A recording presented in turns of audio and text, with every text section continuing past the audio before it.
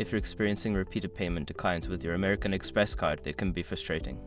Follow these steps to troubleshoot and resolve the issue. Step 1. Check your account balance. Ensure that you have sufficient funds or credit available on your American Express account.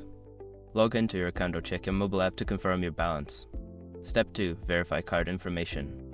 Double-check that you are entering the correct card number, expiration date, and security code. Any errors in this information can lead to payment declines. Step 3. Contact customer service. If your account balance and card information are correct, reach out to American Express customer service. They can provide insights into why your payment is being declined and help resolve any issues. Step 4. Review recent transactions. Look at your recent transactions to see if there are any unusual charges or if your card has been flagged for suspicious activity. If you notice anything unusual, report it to American Express. Step 5. Update payment settings.